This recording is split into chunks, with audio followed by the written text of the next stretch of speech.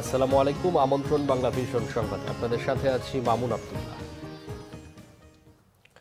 মার্কিন president Joe বাইডেনের সাথে আজ বৈঠক বাংলাদেশের অন্তর্বর্তী সরকারের প্রধান উপদেষ্টা ডক্টর মোহাম্মদ ইউনূসের। এদিকে নিউ ইয়র্কে জাতিসংঘ সাধারণ পরিষদের অধিবেশনের ফাঁকে অন্তর্বর্তী সরকারের পররাষ্ট্র উপদেষ্টা ডক্টর মোহাম্মদ তৌহিদ হোসেনের সঙ্গে হয়েছে ভারতের পররাষ্ট্রমন্ত্রী এস জয়শঙ্করের বৈঠক। তৌহিদ জয়শঙ্কর বৈঠকটি হয় নিউ ইয়র্কের স্থানীয় সময় সোমবার সন্ধ্যায়। বৈঠকে বাংলাদেশ ও ভারত পারস্পরিক স্বার্থ সংশ্লিষ্ট বিষয়ের সম্পর্ক এগিয়ে নিতে একমত হন তারা। মঙ্গলবার সকালে বাংলাদেশের পররাষ্ট্র মন্ত্রণালয় সামাজিক যোগাযোগ মাধ্যম এক্সে এই তথ্য জানিয়েছে।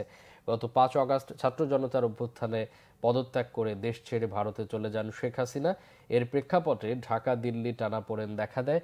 এর মধ্যে দুই দেশের উচ্চ পর্যায়ের প্রতিনিধিদের মধ্যে প্রথম সরাসরি কোনো বৈঠক অনুষ্ঠিত হলো।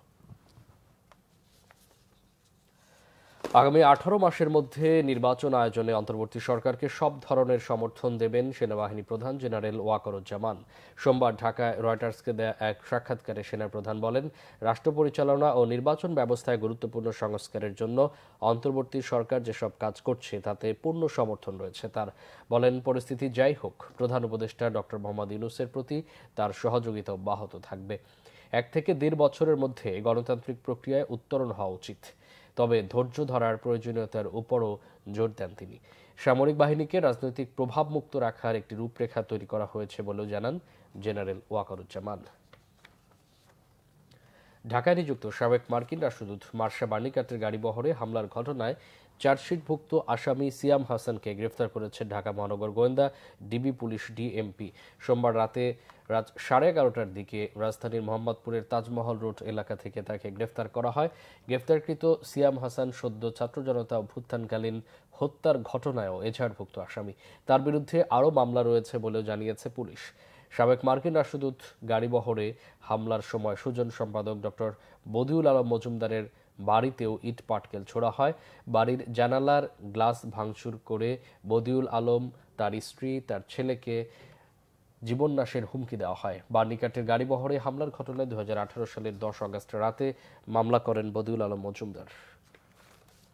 72 ঘন্টারও বেশি সময় আটকা থাকার পর সাজেক থেকে ফিরছেন প্রায় 1400 পর্যটক। সকালে সেনাবাহিনী ও পুলিশের বিশেষ নিরাপত্তায় তারা সাজেক থেকে রওনা হয়। পর্যটক বহরে ছিল পিকআপ, চাঁদের গাড়ি, সিএনজি ও মোটরসাইকেল। নিরাপদে ফিরতে পেরে স্বস্তির কথা জানিয়েছেন পর্যটকরা। খাগড়াছড়ি জেলা সদরে 18 সেপ্টেম্বর ফার্নিচার ব্যবসায়ী মামুনকে মোটরসাইকেল চুরির অভিযোগে পিটিয়ে হত্যার জেরে সহিংসতা ছড়িয়ে পড়ে পার্বত্য অঞ্চলে। প্রতিবাদে শনিবার থেকে শুরু হয় 72 ঘন্টার সড়ক ও নৌপথ অবরোধ কর্মসূচি। আকস্মিক ধর্মঘটে সাজেকে আটকা পড়েন পর্যটকরা। অশান্ত পাহাড়ের পরিস্থিতি স্বাভাবিক হচ্ছে ধীরে ধীরে। হাটবাজারে আগের মতো বাঙালিদের পাশাপাশি পাহাড়িদের উপস্থিতি লক্ষ্য করা গেছে। শিল্পাঞ্চল আশুলিয়ায় আজও 9টি কারখানায় ছুটি ঘোষণা করেছে মালিকপক্ষ। এর আগে 46টি কারখানা অনির্দিষ্টকালের জন্য বন্ধ ঘোষণা করা হয়।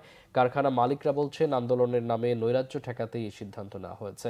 এদিকে আন্দোলনরত শ্রমিকরা তাদের বন্ধ কারখানা খুলে দেওয়া সহ সকল দাবি মেনে নেওয়ার আহ্বান জানিয়েছেন। বিক্ষুব্ধ শ্রমিকরা জানান, তাদের সব দাবি না মানা পর্যন্ত কাজে ফিরবেন না তারা। তবে শিল্পাঞ্চলের বেশিরভাগ কারখানাতেই শান্তিপূর্ণভাবে কাজ চলছে। মোতায়েন রয়েছে আইনশৃঙ্খলা বাহিনীর বিপুল সংখ্যক সদস্য।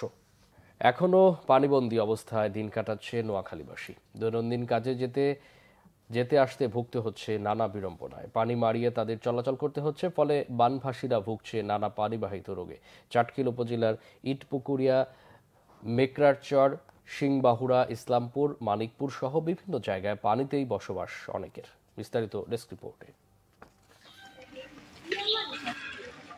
দীর্ঘ 1 মাস পরও কমেনি নোয়াখালীর চাটখিল উপজেলার বন্যার পানি। বিভিন্ন জায়গায় এখনো পানিবন্দী লাখো মানুষ।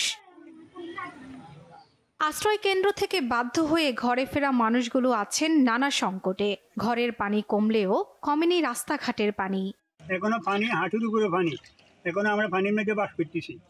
এই দোকান টাকান সব ডুবে গেছে, নষ্ট হয়ে যেতেছে সব। আমার ভূত হইতেছে, আমি কেউ নেই, আল্লাহ ছাড়া কাল্লা রাই আর কেউ নেই, বাইরে সব মরি গেছে, মা বাপ মরি গেছে। আমরা তো হানির মধ্যে আছি, হানি অনো আছে ঘরের মধ্যে, লেট্রিনে বাথরুম ওই রসিয়ার পাক ঘরে তো না যাইতে পারি না। বর্তমানে 10-12 ফ্যামিলি পানির কারণে বাড়িতে যাইতে পারতেছে না। আমরা ইনশাল্লাহ কতদিন থাকতে হবে এক আল্লাহ পাক রব্বুল আলামিন জানে। ত্রাণ বিতরণ বন্ধ হলেও প্রি মেডিকেল ক্যাম্প ও ঔষধ বিতরণ করছে স্বেচ্ছাসেবী সংগঠনগুলো। বন্যায় প্রথম দফা যতটুকু ক্ষতিগ্রস্ত হয়েছে মানুষ, দ্বিতীয় দফা তার থেকে বেশি ক্ষতিগ্রস্ত হয়েছে। আমরা দ্বিতীয় দফা আমাদের স্বেচ্ছাসেবী সংগঠনের মাধ্যমে প্রত্যেকটা পরিবারের কাছে আমরা ত্রাণ দেওয়ার চেষ্টা করেছি। তো এই পানি যতটা উন্নতি হয়েছে মনে হয়েছে এখন মানে উত্তর গোমাতলি এবং দক্ষিণ গোমাতলি মানুষের জনজীবন কিন্তু অতটা স্বাভাবিক হয় নাই। এখনো আমাদের হাঁটু সমান পানি, এই পানিগুলো নিয়ে তো আমরা এখন চলতে পারি না। রাস্তাঘাট তো সব নষ্ট হয়ে গেছে এবং এই রাস্তাগুলো হাঁটা অনেক বড় বড় গর্ত, এগুলো হাঁটাও সম্ভব হচ্ছে না। কিছু জায়গায় পানি কমার পর দেখা যাচ্ছে বিধ্বস্ত রাস্তাঘাট, কালভার্ট। ক্ষতি হয়েছে চাটখিল উপজেলার বিভিন্ন শিক্ষা প্রতিষ্ঠান ও 300 কিলোমিটার সড়ক। চাটখিল উপজেলায় অসংখ্য ক্ষয়ক্ষতির সম্মুখীন হয়েছে আমরা। এর মধ্যে আমরা যে সমীক্ষা করেছি এর মধ্যে মোটামুটি প্রায় 300 কিলোমিটারের মতো রাস্তা এবং প্রায় 200টির মতো কালভার্ট আমাদের ক্ষতিগ্রস্ত হয়েছে। এগুলো পুনর্বাসন করার জন্য আমাদের মোটামুটি প্রায় 250 থেকে 300 কোটি টাকার মতো প্রয়োজন। তবে এগুলো ক্ষয়ক্ষতির পিছনে বড় কারণ হচ্ছে এখানকার জলাবদ্ধতা এবং প্রচুর বৃষ্টিপাত। পানি নিষ্কাশনের জন্য স্থানীয় প্রশাসন ও স্বেচ্ছাসেবীদের উদ্যোগে বেশ কয়েকটি খাল পরিষ্কার করা হয়েছে। এরপরও পানি কমছে খুব ধীর গতিতে। শর্মিলা কেয়া, বাংলা ভিশন নিউজ ডেস্ক। এই ছিল এখনকার মতো। পরের সংবাদ দুপুর 12টায়। এছাড়া বাংলা ভিশন সংবাদ ও সংবাদ সংশ্লিষ্ট অনুষ্ঠান দেখতে ভিজিট করুন www.bvnews24.com ও facebook.com/banglavisionnews এবং সাবস্ক্রাইব করুন youtube.com/banglavision। এতক্ষণ সাথে থাকা অসংখ্য ধন্যবাদ।